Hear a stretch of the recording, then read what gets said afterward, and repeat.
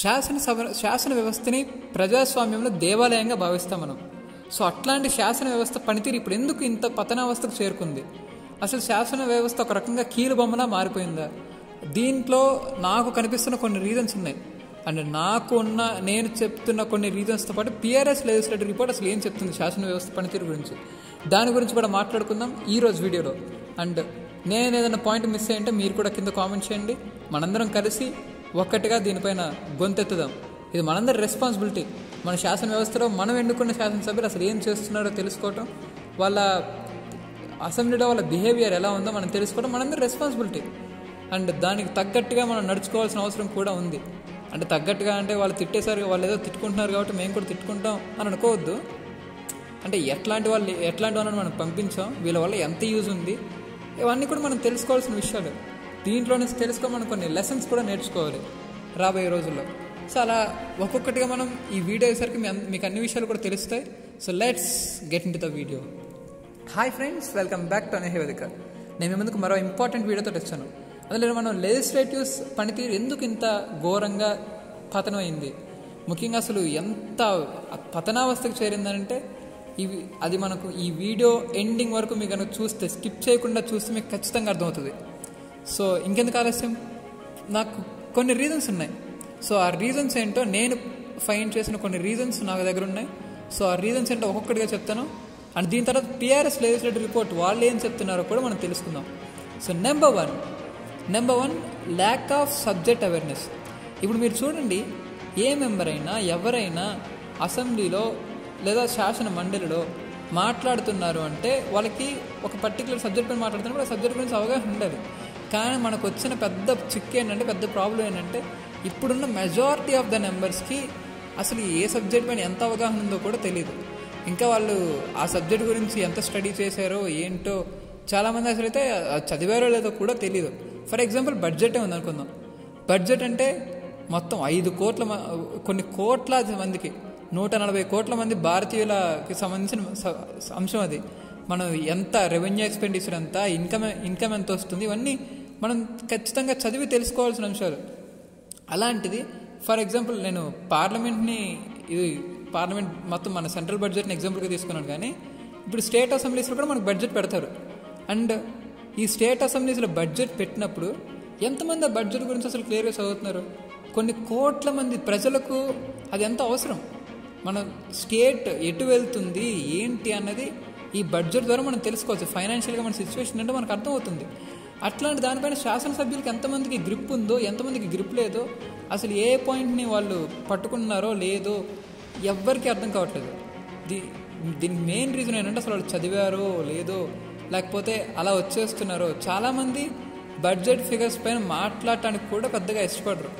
అంటే బడ్జెట్ ఒకటే కాదు, ఇంకా ఏ బిల్లుని తీసుకున్నా కూడా మీరు చాలామందికి ఆ బిల్లు పైన అవగాహన ఉందో లేదో అర్థం కాదు. దీనికి మెయిన్ రీజన్ ఏంటి? వాళ్ళు చదవట్లేదు.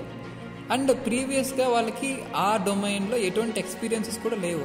ఇప్పుడు పాలిటిక్స్కి వచ్చే వాళ్ళందరూ వస్తే బిజినెస్ మ్యాన్లు, ఐదర్ రియల్ ఎస్టేట్ సంబంధించిన వాళ్ళు ఎవరో వస్తున్నారు. ఎడ్యుకేషన్ బ్యాక్గ్రౌండ్ ఉన్న వాళ్ళు పెద్దగా అయితే ఎవరు రావట్లేదు. ముఖ్యంగా particular the fields of arts, ముఖ్యంగా ఈ బిఏ కానీ లేకపోతే పబ్లిక్ అడ్మినిస్ట్రేషన్ కానీ ఇట్లాంటి కోర్స్ నుంచి వచ్చిన వాళ్ళని నేనైతే పెద్దగా ఎవరిని చూడలేదు. అంటే ఈ రీసెంట్ టైమ్స్లో మరి మీరు ఎవరైనా చూస్తుంటే నాకు ఒకసారి చెప్పండి, కింద కామెంట్ చేయండి ఫ్రెండ్స్. సో అది ల్యాక్ ఆఫ్ సబ్జెక్ట్ అవేర్నెస్. చాలా తక్కువ అవేర్నెస్ ఉంటుంది.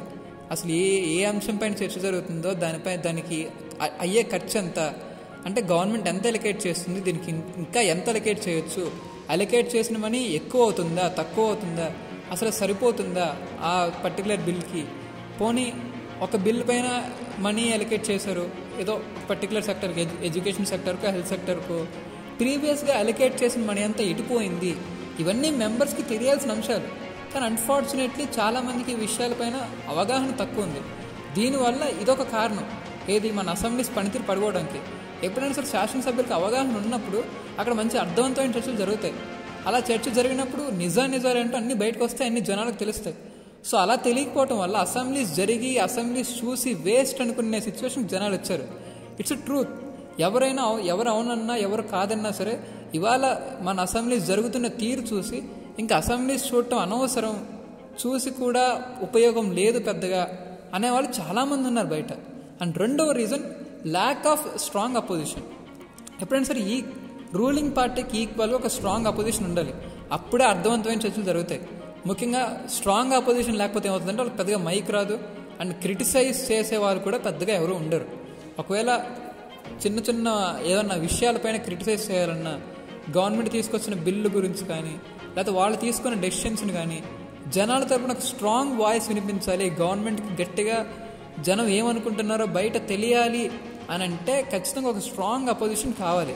బట్ అన్ఫార్చునేట్లీ నవేడేస్ అంత పెద్ద స్ట్రాంగ్ అపోజిషన్ మన తెలుగు స్టేట్స్లో కానీ లేదా మిగిలిన స్టేట్స్లో కానీ ఉండట్లేదు. ఇది ఒక పెద్ద డ్రాబ్యాక్. అసెంబ్లీస్ పనితీరు తగ్గిపోవడానికి ఇది ఒక పెద్ద డ్రాబ్యాక్ అనమాట. ఇంకా నెక్స్ట్ రీజన్ వచ్చేసి నాకు కనిపిస్తున్న main primary reason, so question hour and zero hour. మనకు అసెంబ్లీస్లో first question hour and zero hour అని రెండు ఉంటాయి. క్వశ్చన్ అవర్ అంటే కొంతమంది మెంబర్స్ క్వశ్చన్స్ అడుగుతుంటారు, దానికి గవర్నమెంట్ సైడ్ నుంచి ఎవరో ఒక మినిస్టర్ ఖచ్చితంగా రిప్లై ఇవ్వాలి, లేదా ఆ పర్టికులర్ మినిస్టర్ లేనప్పుడు మిగిలిన వాళ్ళు ఇంకా మినిస్టర్స్, యూనియన్ క్యాబినెట్ మినిస్టర్స్ ఎవరో ఒకరు దాన్ని నోట్ చేసుకుని ఆ మినిస్టర్కి ఇవ్వాలి. ఈ మధ్య అది కూడా సరిగ్గా జరగట్లేదు, దాన్ని కూడా స్కిప్ కొట్టడం, లేకపోతే అక్కడ ఏదన్నా ఒక క్వశ్చన్ దగ్గర లేదా రెండో క్వశ్చన్ దగ్గర మెంబర్స్ అందరూ ఆగిపోయి మిగిలిన వాళ్ళకి అవకాశాలు లేకుండా చేయటం, అసలు సబ్జెక్ట్ పక్కకి పోయి ఏవేవో విషయాలు బయటకు వస్తున్నాయి అనమాట. ఆ రోజు ఆ క్వశ్చన్స్ విషయాలు ఏం జరిగిందో తెలియదు, కానీ మా సాయంత్రం అసెంబ్లీ అయిపోయేసరికి పెద్ద కాంట్రవర్సీ బయటకు వస్తుంది. అదేది పర్సనల్ అటాక్స్, ఇంకేవో కాంట్రవర్సీస్ బయటకు వస్తున్నారు.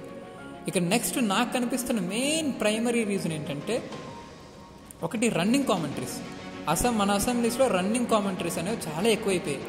అది ఎంతలా అంటే ఒక మెంబర్ ఆఖరికి ఒక chief minister, leader of the house, మనం chief minister leader of the హౌస్లో చూస్తాం. అట్లాంటి వాళ్ళు మాట్లాడేటప్పుడు కూడా రన్నింగ్ కామెంటరీస్ బాగా ఎక్కువైపోయాయి. ఈ రన్నింగ్ కామెంటరీస్ ఎక్కడికి దారితీస్తున్నాయి, చివరికి పర్సనల్ అటాక్స్ వరకు దారితీసి అసెంబ్లీలో ప్రజా సమస్యలు చర్చించాల్సిన చోట పర్సనల్ అటాక్స్కి వెళ్ళిపోతున్నారు. ఇది ఎక్కడ పోవాలో నాకు అర్థం కావట్లేదు. మీరు మిమ్మల్ని పబ్లిక్ విషయాలపైన రిప్రజెంట్ చేయమని పంపిస్తే పర్సనల్ అటాక్స్ చేసుకొని మొత్తం అసెంబ్లీ టైం అంతా వేస్ట్ చేస్తున్నారు. మీకు తెలుసా, ఒక్క నిమిషం అసెంబ్లీలో టైం స్పెండ్ చేయడానికి ఆన్ అన్ యావరేజ్ మొత్తం అన్నీ కలిపి 6 లక్షలు అవుతుంది. ఒక్క నిమిషం అసెంబ్లీ జరిగితే ఈజీగా ఒక 5 నుంచి 6 లక్షల వరకు అవుతుంది మనీ. సో అది ఏమైనా కావచ్చు, అక్కడ బుక్స్ మెయింటైన్ చేయడం కానీ, స్టేషనరీ ఐటమ్స్ మెయింటైన్ చేయడం కానీ, ఫర్నిచర్ కానీ, లేకపోతే చాలా హై క్వాలిటీ ఏసీస్ ఇవన్నీ మెయింటైన్ చేయడానికి, పవర్ అవన్నీ మెయింటైన్ చేయడానికి ఈజీగా చాలా డబ్బులు అవుతాయి. సో అట్లా మనం అంత డబ్బులు పెట్టి అవన్నీ ఎవరి మనీ, పబ్లిక్ మనీ. సో వీటన్నిటిపైన మనం కాకపోతే ఎవరు రియాక్ట్ అవుతారు, మనం రియాక్ట్ అవ్వాల్సిందే. సో ఇవి నాకు కనిపిస్తున్న కొన్ని రీజన్స్. ఒకవేళ ఇందులో నేనేమన్నా రీజన్ మిస్ అయ్యి ఉంటే మీరు నాకు కింద కామెంట్ చేయండి, దాని గురించి కూడా మనం డిస్కస్ చేద్దాం. ఇక పిఆర్ లెజిస్లేటివ్ రిపోర్ట్. అసలు ఈ పిఆర్ లెజిస్లేటివ్ రిపోర్ట్ ఏం చెప్తుంది? ఇప్పుడు నేను చెప్పిన ప్రతి దానికి కూడా కొంచెం రిలేటెడ్గానే ఉంటుంది. ఒకసారి చూడండి రిపోర్ట్ ఏం చెప్తుందంటే, ఇది జూన్ ఫస్ట్ వీక్, మే లాస్ట్ వీక్ ఆ టైంలో ఇచ్చారనమాట. ఈ రిపోర్ట్ని మే లాస్ట్ అండ్ జూన్ ఫస్ట్ వీక్స్లో ఇచ్చారు వీళ్ళు. ఈ రిపోర్ట్ ప్రకారం మొత్తం అసెంబ్లీస్ టైమింగ్ అనేది బాగా పడిపోయింది. అంటే ఇప్పుడు టైమింగ్ అనేది ఎలా పడిపోయిందంటే, ఇప్పుడు ఆన్ అండ్ యావరేజ్ ఇంతకుముందు ఎలా ఉండేది పర్ సెషన్ అంటే, ఇప్పుడు మాన్సూన్ సెషన్, అదేవిధంగా వింటర్ సెషన్, బడ్జెట్ సెషన్, ఈ 3 సెషన్స్ ఉండే ఒకప్పుడు అసెంబ్లీలో. ఈ 3 కలిపి ఒక సెషన్ 6 వీక్స్, ఇంకో సెషన్ 7 వీక్స్, అట్లా వాళ్ళు డిజైన్ చేసేవాళ్ళు. కానీ ఇప్పుడు మొత్తం సెషన్ అంతా కలిపి కూడా 4 వీక్స్ కంటే ఎక్కువ జరగట్లేదు, 3 సెషన్స్ కలిపి. అంటే మ్యాక్సిమం టైం 60 డేస్ లేదా 30 డేస్, 25 డేస్, ఇంతకన్నా ఎక్కువ జరగట్లేదు. అండ్ వీళ్ళు ఇచ్చిన ఇంకొక షాకింగ్ రిపోర్ట్ ఏంటంటే, కర్ణాటక 60 బిల్స్కి ఆమోదం తెలిపింది, 60 బిల్లులకు ఆమోదం తెలిపింది. అయితే ఇందులో ఎన్ని బిల్లులపైన కరెక్ట్గా చర్చలు జరిగాయో, ఎన్ని బిల్లులపైన అసలు ప్రజలకు ఉపయోగపడే బిల్లులపైన ఎంతమంది శాసనసభ్యులు అడ్వైజెస్ ఇచ్చారో ఏంటో తెలియదు. అండ్ ఇంకొక షాకింగ్ విషయం ఏంటంటే, ఢిల్లీ 25 డేస్ మాత్రమే, ఢిల్లీ అసెంబ్లీ 2024లో 25 రోజులు మాత్రమే సమావేశమైంది. వీళ్ళు ఆమోదించిన ఎన్ని బిల్లులో తెలుసా? 1 బిల్లు. సో ఆ 1 బిల్లు కూడా మరి ఎక్కడి నుంచి ఆమోదించారో, ఎలా ఆమోదించారో మనకు తెలియదు మరి. అండ్ దీంతో పాటు 2020 తర్వాత అసెంబ్లీ వర్కింగ్ అవర్స్ అనేవి బాగా తగ్గిపోయాయి. అసలు ఒక్కొక్క అసెంబ్లీ 30 డేస్ కంటే ఎక్కువ మీట్ అవ్వట్లేదు. అంటే 3 సెషన్స్లో కలిపి 30 రోజుల కంటే ఎక్కువ మీట్ అవ్వట్లేదు. ఒక్క సెషన్ 10 రోజుల కంటే ఎక్కువ జరగట్లేదు. మీకు ఒక ఫ్యాక్ట్ తెలుసో లేదో నాకు తెలియదు, కానీ 2020లో కోవిడ్ టైంలో ఒక అసెంబ్లీ 2 రోజుల్లో ఏకంగా 17 బిల్లులు ఆమోదించింది, ఇంక్లూడింగ్ బడ్జెట్. నేను మళ్ళీ చెప్తున్నాను, 17 బిల్లులు. అసలు బడ్జెట్ అంటే ఎంత ఇంపార్టెంట్ టాపిక్. సో అట్లాంటి బడ్జెట్ పైన 4-5 రోజులు చర్చలు జరుగుతాయి మామూలుగా అయితే. అట్లాంటిది జస్ట్ 1 రోజులో బడ్జెట్ ఆమోదించి, బడ్జెట్ ప్రవేశపెట్టడం ఆ రోజే, ఆమోదించడం ఆ రోజే, దాని తర్వాత మళ్ళీ ద్రవ్య వినిమయ బిల్లు అని ఒకటి ఉంటుంది, అంటే ఈ బిల్లు కనుక మనం మూవ్ చేయకపోతే గవర్నమెంట్ ఎక్స్పెండిచర్ కానీ ఏం చేయడానికి ఉండదు. సో ఆ బిల్లును కూడా ఎటువంటి చర్చలు లేకుండా ఆమోదించారు. దీంతోపాటు ఇంకొక 15 బిల్లులు ఆమోదించారు సో ఆ స్టేట్ అసెంబ్లీలో. అండ్ దాని తర్వాత 2021 మళ్ళీ పాండమిక్ టైంలో ఒక్క రోజులోనే అసెంబ్లీ అయిపోయింది, ఇంక్లూడింగ్ బడ్జెట్ను ఆ రోజు ప్రవేశపెట్టారు. దాని తర్వాత అదే రోజు ఆమోదించారు, వితౌట్ ఎనీ డిస్కషన్స్ ఇంకొక 10 బిల్లులు ఆమోదించారు. సో ఇంత దారుణంగా పడిపోయింది. ఇక్కడ మీకు అర్థం కావట్లేదు మన వాళ్ళు అసలు మెంబర్స్కి ఎంత ఎక్స్పీరియన్స్ ఉందో క్వశ్చన్ చేయటం రావట్లేదు. ఇప్పుడు మెంబర్స్లో అసలు ల్యాక్ ఆఫ్ సబ్జెక్ట్ అవేర్నెస్ ఉందని మనం ఎంతో చెప్పుకున్నాం. సో ఆ ల్యాక్ ఆఫ్ సబ్జెక్ట్ అవేర్నెస్ ఏదైతే ఉందో, సబ్జెక్ట్ పైన సరైన గ్రిప్ లేకపోవడం వల్ల ఎక్కువ క్వశ్చన్ కూడా చేయలేకపోతున్నారు. అసలు బడ్జెట్ ఒక్క రోజులో 2 రోజులు అయిపోవటం ఏంటి విచిత్రంగా. మనం బడ్జెట్ పైన ఇంత ఇంపార్టెంట్ టాపిక్ని ఒక్కరోజు 2 రోజుల్లో డిస్కస్ చేయడం ఏంటి. సో ఇదొక మెయిన్ రీజన్. సో ఈ రిపోర్ట్లో మనకి వీళ్ళు ఇచ్చిన రిపోర్ట్లో మనకి మేజర్ డ్రాబ్యాక్స్ ఇక్కడే తెలుస్తున్నాయి కదా. మన ప్రైమరీ రీజన్స్ ఏవైతే మనం ఫస్ట్ 4 చెప్పుకున్నామో దాంతోపాటు వీళ్ళు ఇచ్చిన రిపోర్ట్. అండ్ మొత్తం సెకండ్ ప్లేస్లో ఉంది కర్ణాటక, 47 బిల్స్ ఆమోదించింది. తమిళనాడు సెకండ్ ప్లేస్లో తమిళనాడు ఉంది. అండ్ థర్డ్ ప్లేస్లో మధ్యప్రదేశ్ ఉంది. సో ఏ అసెంబ్లీ కూడా మ్యాక్సిమం 30-35 డేస్ కంటే ఎక్కువ స్పెండ్ చేయట్లేదు. అండ్ మెంబర్స్లో క్వశ్చన్ చేసే ఎబిలిటీ తగ్గిపోయింది పూర్తిగా. ఒకప్పుడుతో పోలిస్తే అసలు ఇప్పటివరకు క్వశ్చన్ చేయట్లేదు. ఎట్లాంటి అసెంబ్లీస్ని చూసాం ఒకప్పుడు. వెంకయ్య నాయుడు గారు, జైపాల్ రెడ్డి గారు, లేకపోతే మొన్న ఈ మధ్య జయప్రకాష్ నారాయణ గారు కానీ వీళ్ళంతా ఒక సబ్జెక్ట్ అవేర్నెస్కి ఉండేది. కానీ మెజారిటీ రన్నింగ్ కామెంటరీస్, ఒకరిపైన ఒక సెటైర్లు వేసుకోవటం ఎక్కడ మీరు సబ్జెక్ట్ పబ్లిక్ పాలసీ పరంగా కొంచెం సెటరికల్గా మాట్లాడితే ఓకే, కానీ పర్సనల్ ఫ్యామిలీ అటాక్స్ వరకు వెళ్ళిపోయి ఏంటిది అసెంబ్లీస్ ఎక్కడికి వెళ్తున్నాయని మనం పట్టించుకోవట్లేదు. అంటే జనాలు ఎలాగో పట్టించుకోరు కాబట్టి సో దట్ ఏం చేసినా చెల్లిపోతుంది అనే ఒక ఇదిలోకి మెంబర్స్ వెళ్ళిపోయారు, ఒక సిచ్యువేషన్లోకి మెంబర్స్ అందరూ వెళ్ళిపోయారు. ఒకప్పుడు ఒకసారి గుర్తు నాకు వెంకయ్య నాయుడు ఒక ఇంటర్వ్యూలో చెప్పారు, మేము 11:30 వరకు అసెంబ్లీస్ కంటిన్యూ అయ్యి ప్రెస్ వాళ్ళు అలా రాస్తూనే ఉండేవాళ్ళు, రాసి వాళ్ళు అలసిపోయేవాళ్ళు తప్ప మేము అసెంబ్లీస్లో అలా చర్చ జరుగుతూనే ఉండేది. 11:30 వరకు చీఫ్ మినిస్టర్ ఆన్సర్స్ ఇచ్చేవాళ్ళు అపోజిషన్ అడిగితే అని చెప్పేసి వెంకయ్యనాయుడు గారు ఒక ఇంటర్వ్యూలో ఎప్పుడో చెప్పారు. కానీ ఈ మధ్య ఏమైపోయింది, అసలు సీఎంకి కనీసం అపోజిషన్ నుంచి క్రిటిసిజం ఫేస్ చేసే ఆ ఓపిక కూడా ఉండట్లేదు. అది ఏమన్నంటే పర్సనల్ అటాక్స్ చేసుకుంటున్నారు ఒకరికొకరు. ఇందులో ఒకరు ఎక్కువ ఒకరు తక్కువ అని కాదు, అందరే అపోజిషనే, రూలింగ్ పార్టీ మొత్తం అందరూ కలిసి అసలు అసెంబ్లీకి ఉన్న ఆ వాల్యూస్ని, ఆ ప్రొడక్టివిటీని మొత్తం అంతా తీసేస్తున్నారు. సో ఇది మనం అందరం కూడా ఒకసారి అబ్జర్వ్ చేయాల్సిన అంశం ఇది. బికాస్ మనం ఎన్నుకున్న వాళ్ళు, సో వీళ్ళు ఒక అపోజిషన్ సరిగ్గా క్వశ్చన్ చేయదు, రూలింగ్ పార్టీ దీనివల్ల సరైన డెసిషన్స్ తీసుకోదు, సరైన అవకాశాలు అపోజిషన్కి ఇవ్వరు. ఒకవేళ అపోజిషన్లో కానీ రూలింగ్ పార్టీలో కానీ ఇర్రెస్పెక్ట్ ఆఫ్ ది పొలిటికల్ పార్టీస్ ఎవరిలో కూడా ఏ మెంబర్స్లో కూడా సబ్జెక్ట్ అవేర్నెస్ అనేది పెద్దగా లేదు. ఏ బిల్లుకి ఎంత గవర్నమెంట్ ఇస్తుంది, దానివల్ల యూజ్ ఏంటి, దానివల్ల లాస్ ఏంటి, బెనిఫిట్స్ ఎవరికి వస్తున్నాయి, ఎవరికి దీనివల్ల నష్టపోతున్నారు, ఇట్లాంటివన్నీ ఎవరు పెద్ద పట్టించుకోవట్లేదు. దీని అందరికీ ఎప్పుడు ఫుల్ స్టాప్ పడుతుంది, ఎప్పుడు ఎన్నికలు పడుతుంది అంటే పర్ఫెక్ట్ ఎడ్యుకేషన్ ఉన్నవాళ్ళు, పర్ఫెక్ట్ ఎక్స్పీరియన్స్ ఉన్నవాళ్ళు పాలిటిక్స్లోకి వెళ్ళిన రోజు అప్పుడు ఒక మంచి ఎక్స్పీరియన్స్ వస్తుంది. ముఖ్యంగా కామన్ పబ్లిక్ కూడా ఏదో వాళ్ళు మనీ ఇస్తారు కదా, మనం ఓటేస్తాం కదా అని ఉంటే కుదరదు. ఇట్లనే ఉంటుందన్నమాట. ఇట్లనే మనం ఏదో ఒక రోజు మళ్ళీ అసెంబ్లీ ప్రొడక్టివిటీ తగ్గిపోయింది, ఎగ్జిక్యూటివ్ ప్రొడక్టివిటీ తగ్గిపోయింది అని మనం ఇట్లా మాట్లాడుకోవాల్సి వస్తుంది తప్ప ఎండ్ ఆఫ్ ది డే ఏమీ ఉండదు.